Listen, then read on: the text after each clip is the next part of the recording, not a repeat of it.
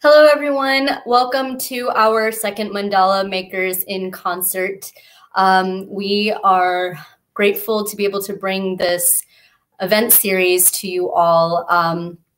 And we have incredible artists with us tonight who are sharing their artistry during these really challenging times. And we are excited to have this space where we're able to talk about how we're processing our work in quarantine, and how we are connecting with each other, remembering prior works, as we will talk about today, and envisioning what our future is like, and just kind of reflecting on our own practice during this time.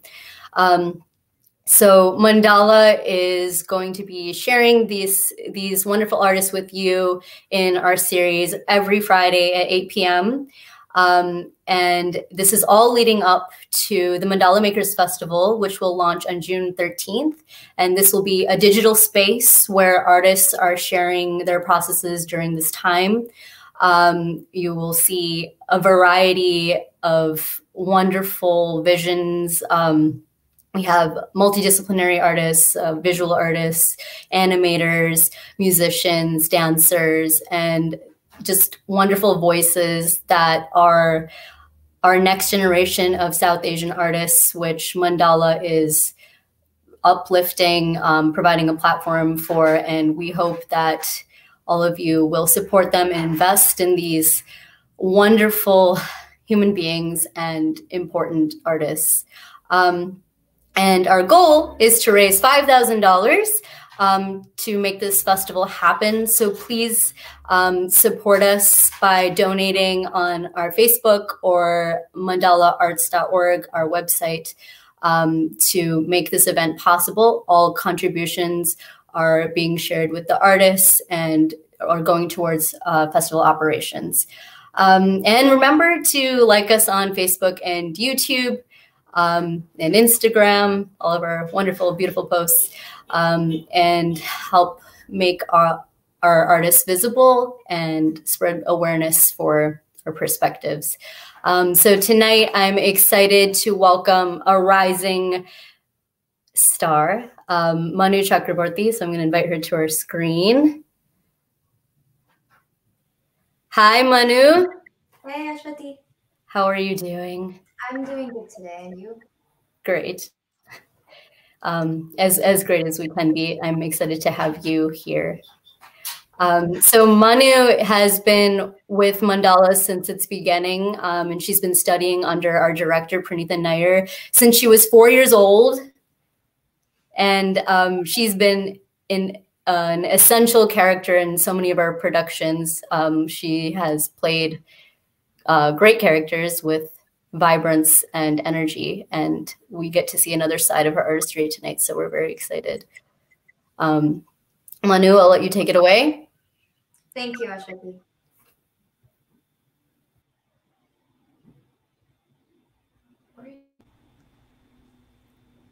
Hi, so as you already know, my name is Manou Magdalena Chakravorty. I am currently a junior at the University of Chicago Laboratory Schools. Today, I will be playing 3 pieces: Prayer and Jewish Song by the Swiss-American composer Ernest Bloch, and Les Larmes de Jacqueline by Jacques Offenbach, who was French. The first 2 pieces are the first and third of a 3-part composition by Bloch called From Jewish Life, written in 1924. Prayer is an introspective and intense piece that speaks to the current turbulent times. Jewish Song is a plaintive, simple piece with its own unique lament. I have been extremely fortunate to have my mother, Claudia Vorheide Chakravorty, playing with me on the piano today. Please enjoy. Thank you.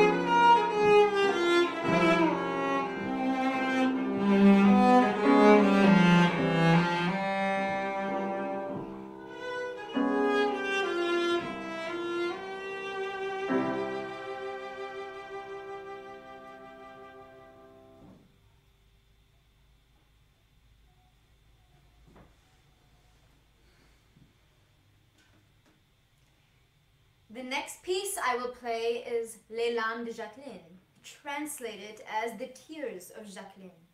Written in 1846 by Offenbach, it is an elegy, typically a lament for the dead. This haunting, beautiful melodic piece I will play as a tribute to those who lost their lives fighting this current virus. Thank you for listening.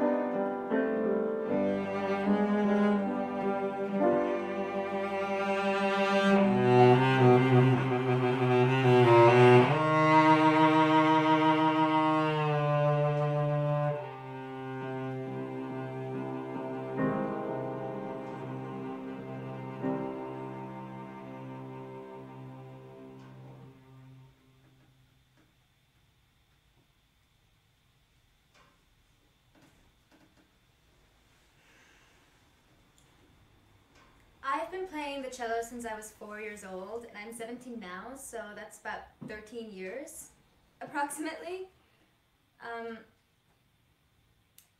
I'm one of those rarer cases, I would say, where when I was younger, I never really had an issue with performing on stage. I wouldn't really get the stage fright.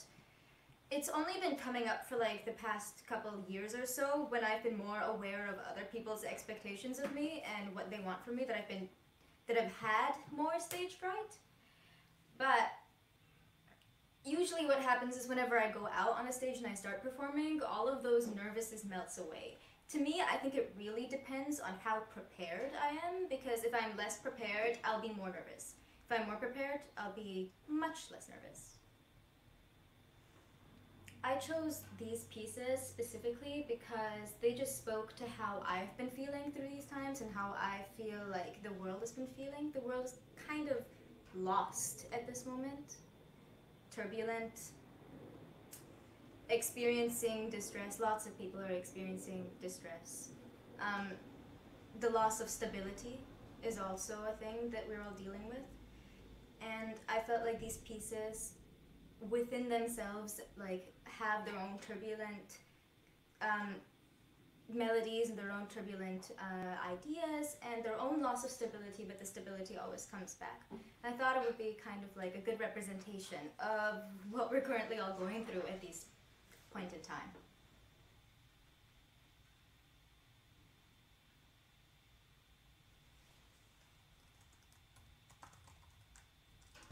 Hi, I'll jump back on.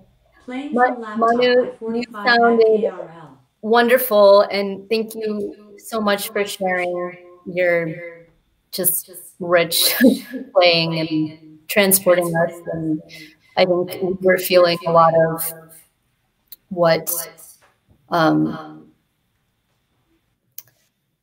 your pieces express. So thank you. And yeah, Manu.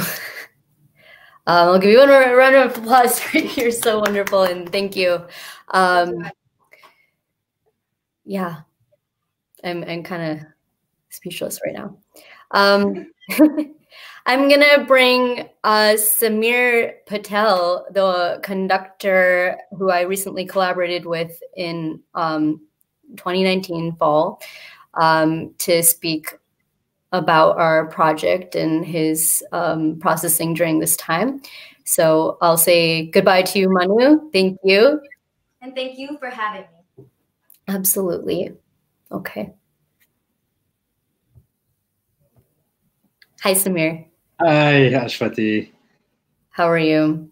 I'm good. That performance was so moving. So it was beautiful to hear that great music. So bravo, Manu. Sounded wonderful. Yeah.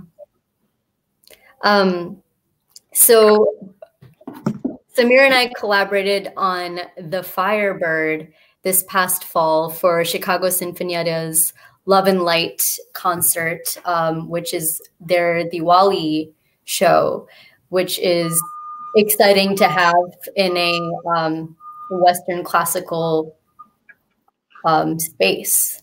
So Sameer was invited to conduct that concert, and it was an honor to meet you. And you're a lovely person and so warm. So I'm so glad that you're able to join us today. So thank you for being here. No, thank you. It was such a pleasure to work with you and to meet you and to have that dialogue going into that concert. Because what we were doing was creating something that, as far as I know, never existed before.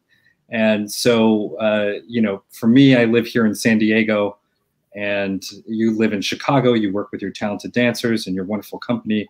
But it was something that, started out as an idea. And so it was a pleasure to work with you and collaborate with you to see how that became what it was. And, I have to say I'm very grateful to Chicago Sinfonietta, not only for the invitation to conduct, but also in a way they gave me a little bit of a carte blanche.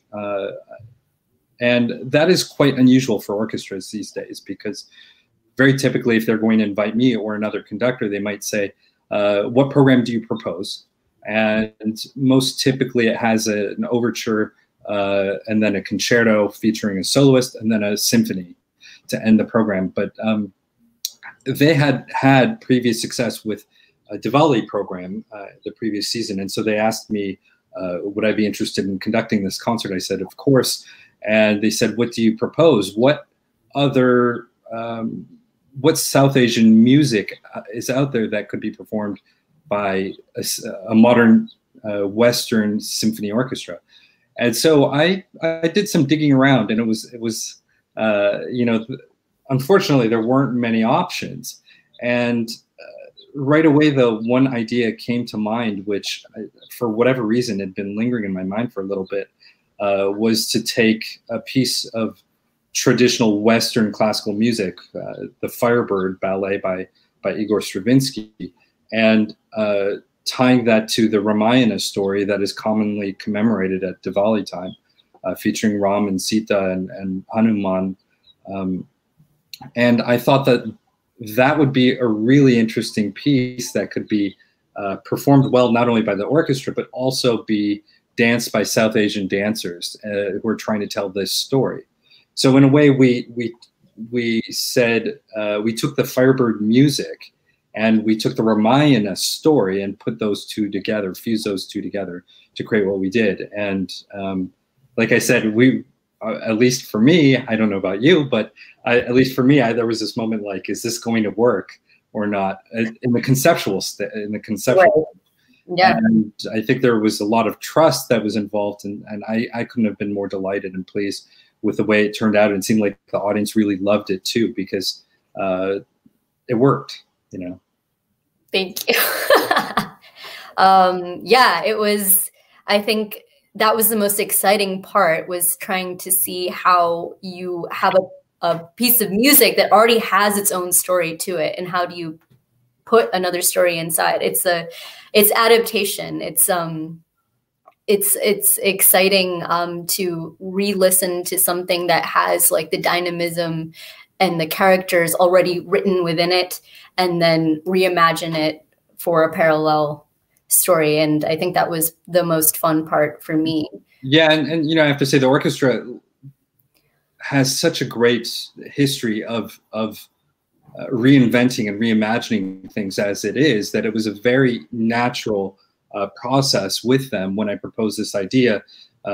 Jim Hirsch and Mayan Chen and Courtney Perkins and the whole staff there was on board with this. And you know, I think it goes has to be said that it's great to work with an orchestra that has that as part of its culture to begin with. Whereas, you know, if I were to go to another orchestra and suggest this very thing, it might be considered a little bit too unfamiliar, too the territory might be just too uncharted in a way. So it felt like a very good place to try something like this, and they were certainly game for it. And so it was fun to come up with this with you, because I think the audience tuning in probably doesn't know that we didn't know each other whatsoever, right? It was something that, you know, I had this idea, I ran it by the team at the Chicago Sinfonietta, and they discussed it with a mutual friend and colleague, Saili Joshi, and who was able to put us in touch with you. And then those conversations started happening, and it all happened over phone and email. Like, hey, do you think this idea would work? I mean, I'm not a dancer, of course, but I've done some ballet before, and so I didn't know that. Yeah, no, I haven't danced ballet. Oh, okay. Conducted ballet. Yeah, trust me, nobody would want to see me dance ballet. But I was grateful to at least have that connection in place, that those discussions could start, and you know, we were able to kind of work this out together. And so you know, you would send me little video links over email or on FaceTime or whatever, and I would check in and see how things are going. And but I also entrusted you, I think, to kind of come up with the scenario, the story that we were trying to tell as well, rather than it just being the typical Stravinsky Russian folk tale that we were presenting. I appreciate your trust. Sure. I mean, I don't think I had much choice other than to trust you. But you know, I love what happens when people collaborate and create something, like I said, that has never been done before. Yep. I think that for artists like you and me, there's something to be said, and I could certainly say this about my colleagues as well, that there's something to be said about when you have that kind of courage and bravery, and you go into those uncharted territory and territories, and you try something different. And certainly in my art form of Western classical music, you know, it's not always considered as the most adventurous art form out there. So it was fun to take these chances and to see what could be done. Yeah. We did something adventurous. Yeah, I'm curious though, because you told me just the other day when we were talking that you've danced Ramayana productions before. Yeah. But never with this music. Right. So Mandala has been working on the story of Ram, which is a production that we've now done 6 times. And it is a modern retelling of the Ramayana. For Mandala, we see that story or that mythology as being one of many perspectives. The Ramayana is presented throughout Southeast Asia, in Indonesia and Cambodia and Thailand. And it's so much a part of their dance theater that we see it being absolutely essential to present it as like this, an exchange between perspectives and characterizations of characters that we know so well, we think, but then how that varies from culture to culture. And so our story of Ram showcases all of that and then has an American spin on it. Like Hanuman is the narrator and is kind of goofy and also powerful at the same time. And it's also an interactive show. So yeah, we're used to finding different ways of telling that story. So it seemed very doable when you said, let's put it to different music. And specifically ballet, because I have a background in ballet and Bharatanatyam. So I felt like this was absolutely what I wanted to do. I mean, like the vocabulary that came out in my choreography was just, it just felt like who I am. And it was very exciting to have that space to do that. So I'm very grateful to have had this opportunity. The dance itself wasn't just particular to one place in South Asia, right? It wasn't from South India. I mean, I remember there was a dancer playing.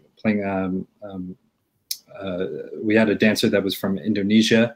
Yeah, yeah. And some of the, as well, if I remember correctly, some of the dance that you were doing was also inspired by, you know, from East India as well. Yes. So I want to show you a rehearsal video where you can see a few of our different styles that are happening.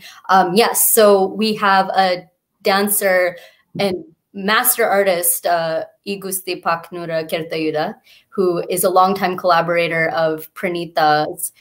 And he is an incredible performer. He can engage any audience, especially children who he can get up and have them dance right beside him like in an instant.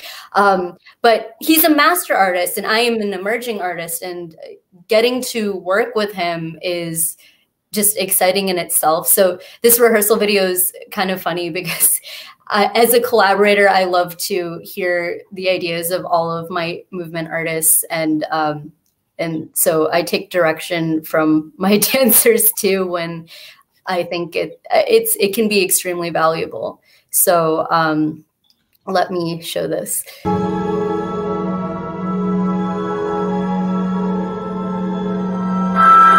So this is the scene where Sita has been captured by Ravan, but Hanuman and Ram are saving her from his lair. So Hanuman sets fire to Ravan while he's sleeping, and Ram and Sita have a chance to reunite and dance. This dancer is Laksha Dantran with me. She is a fantastic Bharatanatyam and Kuchipudi artist, and she was so open to create these contemporary padajus with me. We spent a lot of hours just kind of experimenting in front of mirrors together to create that sensual ballet moment through classical Indian movement.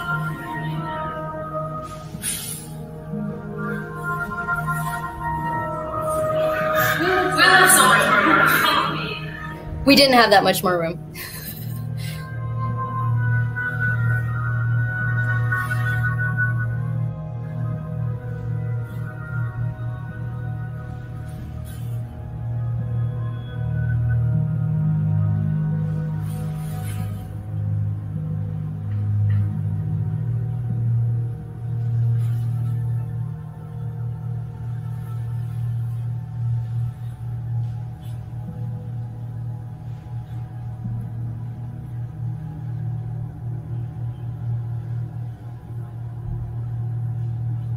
So we think we're in the clear and we're getting away.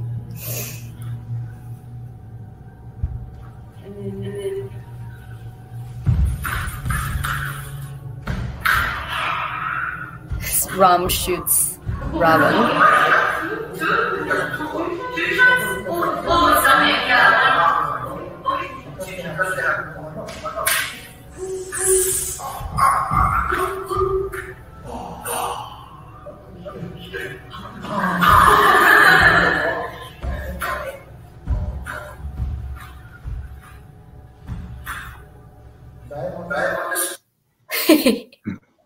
Yeah, those are how our rehearsals went.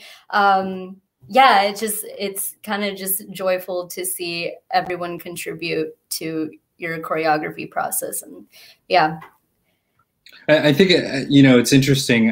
I remember someone asking me why this could work, why this fusion of South Asian dance could work with this piece, and for me, it was when I was thinking about programming, I started thinking about, well, Diwali itself is a celebration of the triumph of light over darkness and good over evil.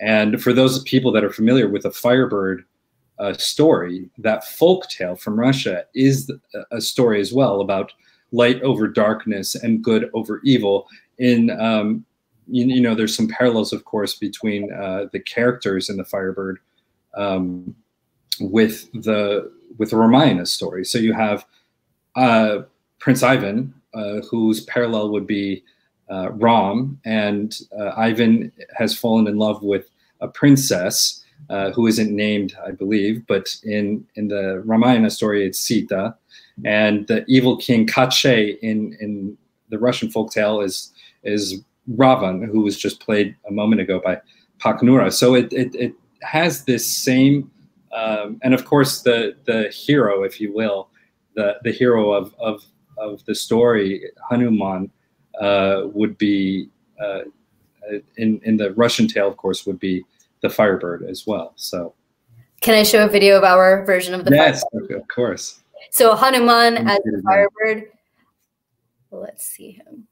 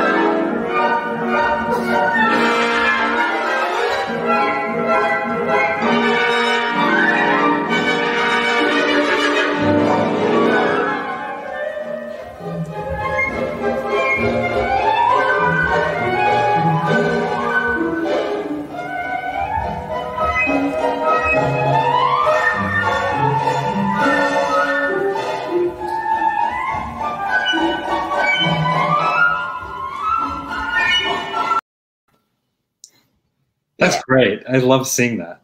And of course, what's fun for me is, you know, when I'm conducting the orchestra, my back is to everybody, so I don't get the chance to see it from audience perspective. So it's beautiful. Congrats to you, Ashwaty, for beautiful choreography.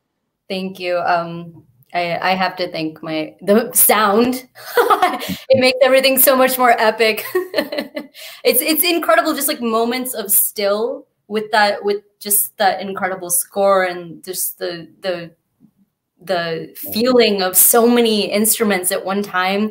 Like, it just adds so much power to every moment. And I think also because in this case, you know, when it's typically done as a ballet, the orchestra would be in a covered pit or an uncovered pit, but they would be away from the stage.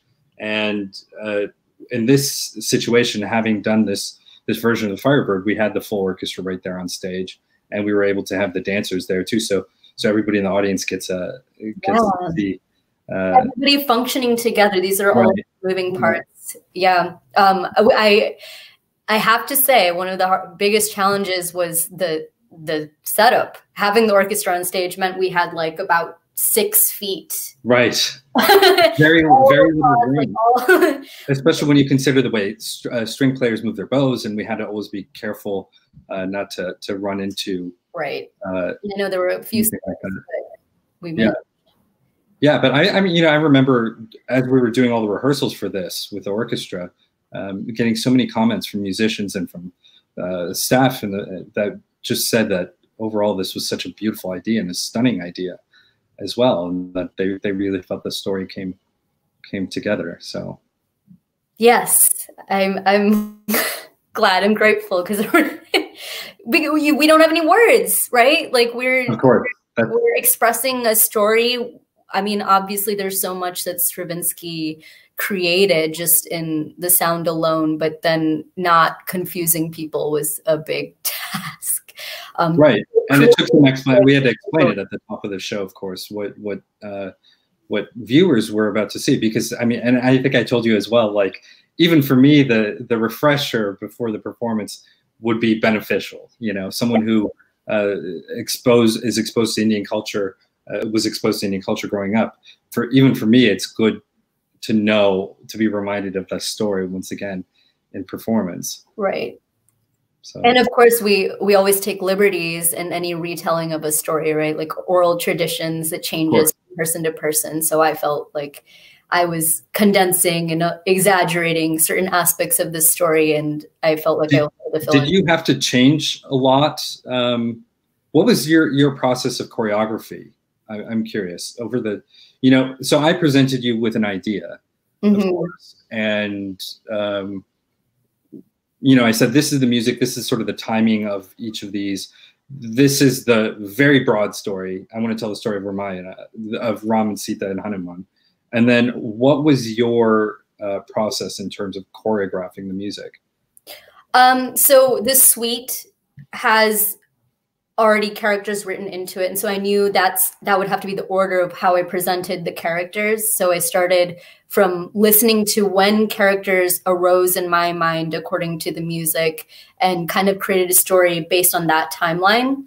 I think the most challenging one was, so we have an intro which kind of sets the tone, but there's no specific characters, and it jumps immediately to the Dance of the Firebird, which I mean, Hanuman, while he's a central character, he's not one of, he's kind of like he's a movement. Like, he moves the story forward, he changes the story. He's not like one of the characters that has a full arc, in my opinion, right, of the story. So that was interesting to have him there as an entity and a character before I really introduced everyone else. So I had to kind of find ways to properly introduce, like, whether you're supposed to root for this character or not, and what they do and what's their movement and what should we expect from them. And then the most challenging piece was the lullaby, because after it sounds like we've had the full battle, right? The lullaby comes in, and it's I had to find a reason for it. And so to me, was like this, it's not quite over, right? We still have to destroy him and save Sita. So yeah, sorry if you haven't seen it, it's hard to know what I'm talking about. But that was the scene that you saw from rehearsal. Yeah, that was, I think, the most Ashwaty part of the sport. And what about in terms of the rehearsal week as well? Because I'm sure our audience would be curious to know how that worked out. I think I don't remember off the top of my head what the rehearsal structure looked like, but generally I think there are 3 or 4 orchestra rehearsals. I think in this case there were 4, and there was a rest of the program. We opened with a piece by Beethoven, and then we had a concerto written and performed by Dr. L. Subramanian. But that first rehearsal, if I remember correctly, was about rehearsing just the orchestra, and then over the rest of rehearsal period, we were putting the pieces together with the dancers. I'm curious, did you have to change any choreography once we heard with the live musicians?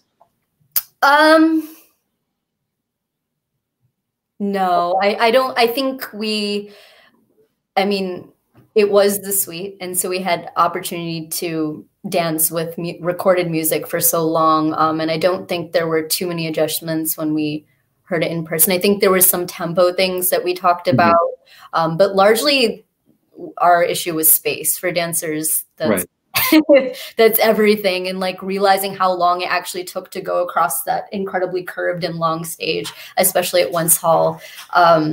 Was interesting, and when are you lit and when are you not, and what's actually possible in that space, we kind of only found out on this last days. So right, because it's one thing to go to see, to check out the venue and oh, the stage looks big, and it's just, yeah, that looks great. Yeah. But then once you get a full orchestra in there, and we have all these musicians taking up space, your room shrunk probably a little bit more than you would have liked to, but it seemed to work out just great.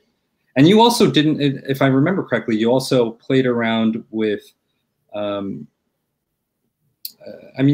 was great is we had beautiful lighting at the same time, and we also had, I think that you used the space well.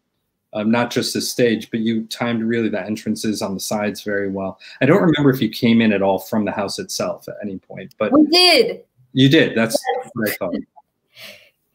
We did. Robin came and surprised audience members from the lobby, and I think we had a few scared folks in the audience. So I apologize. He looks scary. He's terrifying. Yeah. I'm going to share one more video. It's actually the last scene. So everyone can feel this with us.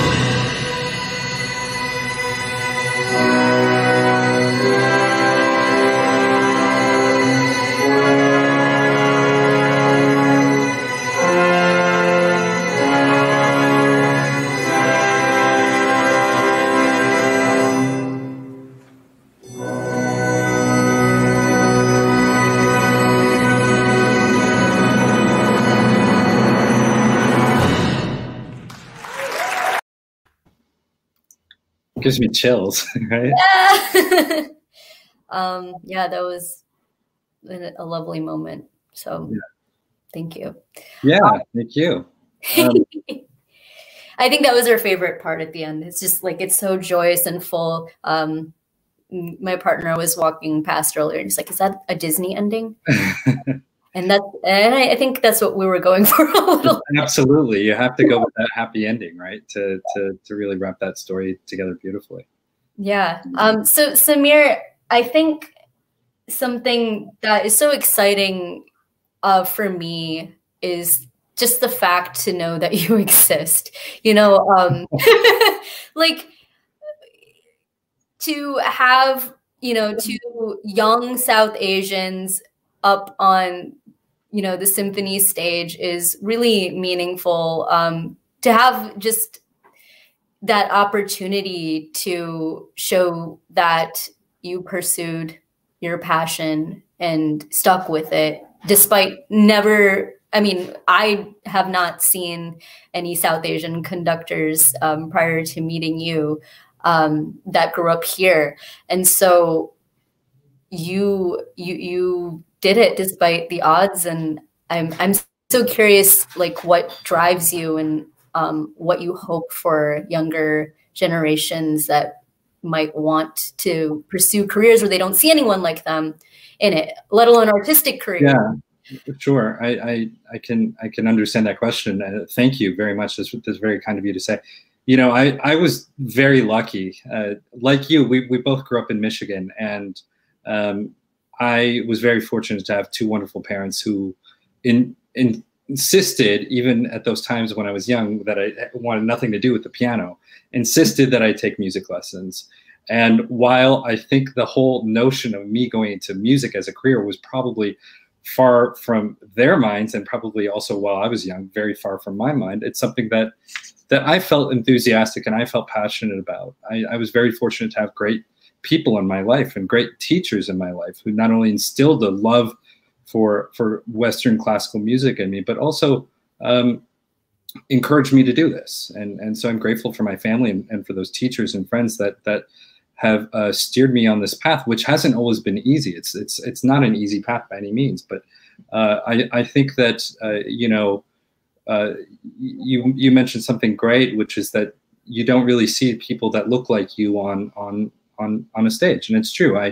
You know, one of my great role models in that sense is the Indian conductor Zubin Mehta, who you know, really paved the road, I think, for so many South Asian Western classical musicians, and I think all of us are indebted to him in so many ways. But I think that what was always great for me was that I knew that if the path wasn't always clear, I had the opportunity, and I had the chance to make it my own. I had the chance to make my own path and to find my way. And like I said, I didn't do it alone. I have a wonderful family that helped support me, and wonderful friends and colleagues who have steered me on this path. And so I think that if you have a passion and you have an enthusiasm for it, you should chase it. And you know, the path isn't always clear, and that's the hard part, but that can also be the fun part.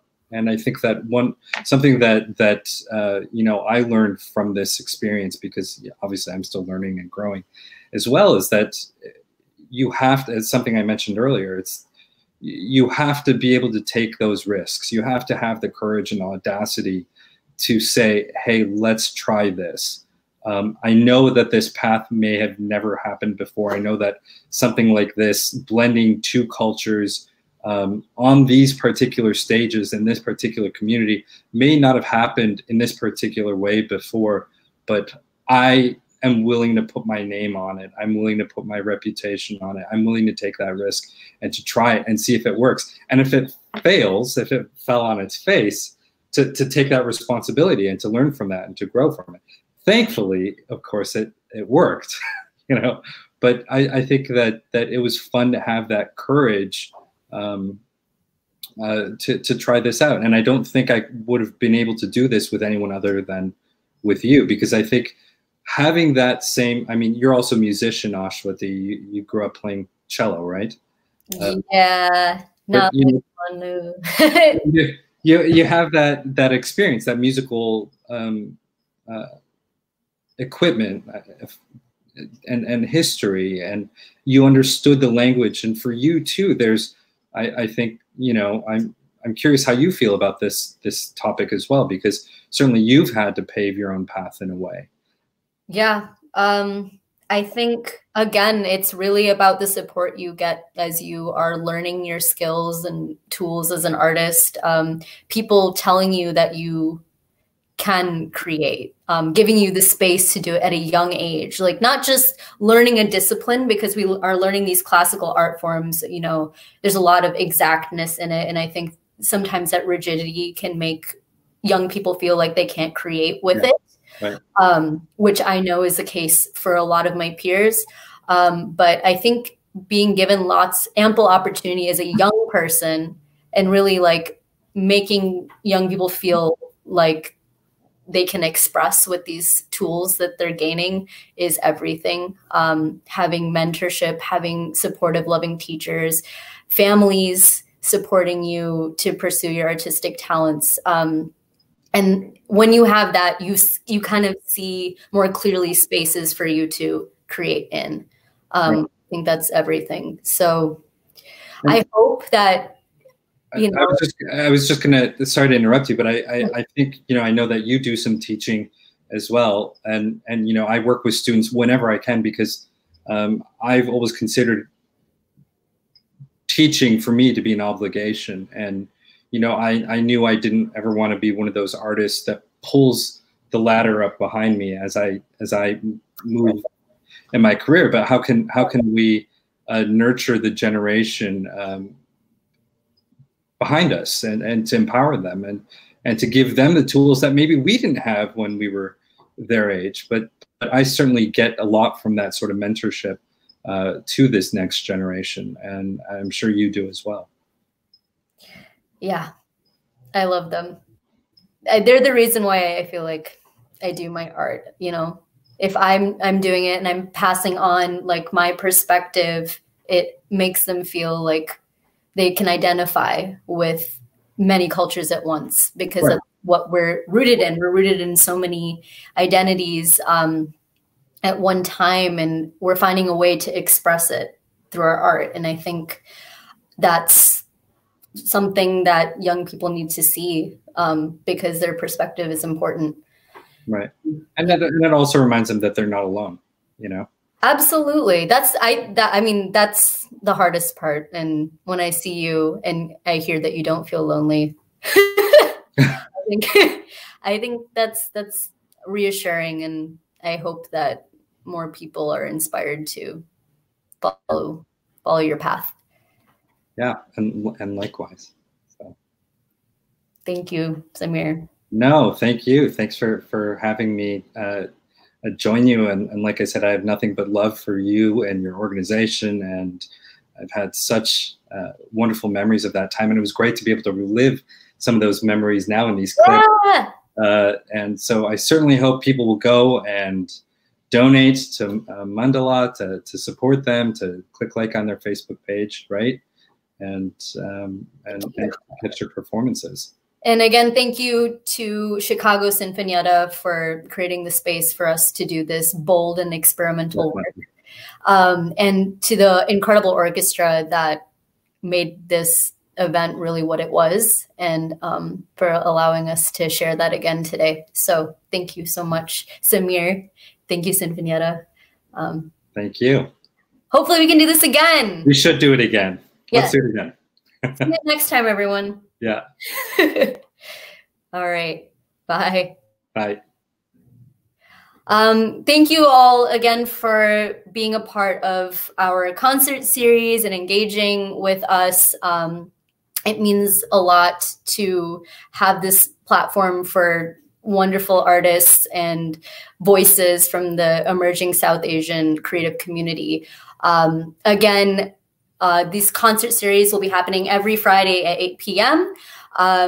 They are leading up to our Mandala Makers Festival, which will launch on June 13th. It's a digital space for emerging South Asian artists based in Chicago. And this space is now a platform for how artists are processing at this time. You'll see quite a range of experiences and work in the festival space. There will be live programming as well as talkbacks with the artists. And in order for us to make this happen, we have to raise $5,000. So please consider making a donation, invest in this incredible group of artists who are inspiring younger generations and will propel our South Asian perspectives and the diversity of voices forward, and give them visibility. And make sure that you like our Facebook page, follow us on YouTube, check out our website. It's only with your support that we're able to do all of these wonderful programs and hear more from artists like myself and the more that are going to be a part of our series. So next week, we will be having Amira Nimji, an incredible musicologist and Kathak artist, and Colin Mascarenas, a wonderful Odissi artist who has performed in many productions in Mandala's previous season. So tune in for their performances next week. Following them, you'll hear more from Chetan, Ananth, a vocalist and Bansuri artist, Luli Bera, a movement artist, Jitesh Jaggi, storyteller, Masood Haq, and comics. So Mandala is excited to extend that platform, and I hope you tune in. One more promo video before we go, and I hope you all had a lovely experience with us. So thank you.